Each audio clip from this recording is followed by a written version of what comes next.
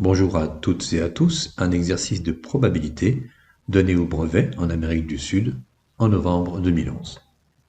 Un sac contient 6 jetons rouges et 2 jetons jaunes. On tire au hasard, chacun des jetons ayant la même probabilité d'être tiré, un jeton. Première question, calculer la probabilité de tirer un jeton rouge. Deuxième question, calculer la probabilité de tirer un jeton jaune. Troisième question, on ajoute dans ce sac des jetons verts. Le sac contient alors 6 jetons rouges, 2 jetons jaunes et les jetons verts qu'on vient d'ajouter. On tire un jeton au hasard, sachant que la probabilité de tirer un jeton vert est égale à 1 sur 2, calculez le nombre de jetons verts. C'est à vous. Le sac contient 6 jetons rouges et 2 jetons jaunes. Nous allons modéliser la situation par une expérience aléatoire qui consiste à tirer un jeton parmi 8 qui sont dans le sac. Le nombre total de jetons est de 6 plus 2, 6 jetons rouges plus 2 jetons jaunes, soit un total de 8. Donc il y a 8 jetons dans le sac et notre expérience aléatoire a 8 issues possibles. Le sac contient 6 jetons rouges. Donc il y a 6 issues favorables qui permettent à l'événement R tirer un jeton rouge de se réaliser. Calculons la probabilité P de R de l'événement tirer un jeton rouge. Cette probabilité, on l'obtient en divisant le nombre d'issues favorables par le nombre total d'issues.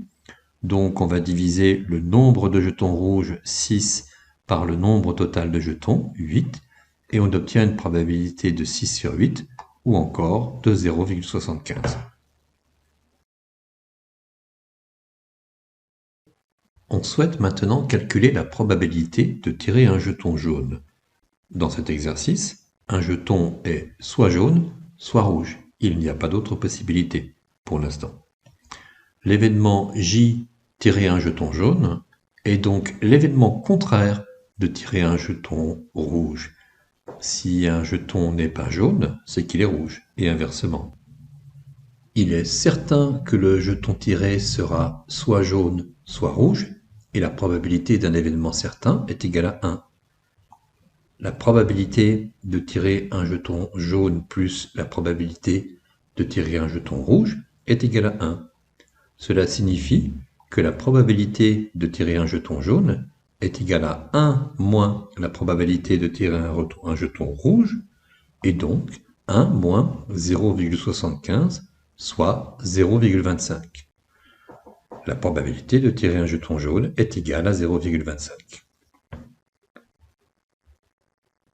Dans cette troisième et dernière question, on nous dit qu'un certain nombre de jetons verts ont été ajoutés dans le sac. Et on nous dit également que la probabilité de tirer un jeton vert est de 1,5. Cela signifie que la moitié des jetons sont verts. On a une chance sur 2 de tirer un jeton vert parce qu'il constitue la moitié des jetons dans le sac. Mais on sait déjà qu'il y a 8 jetons qui ne sont pas verts. Les jetons jaunes et les jetons rouges qui sont présents depuis le début.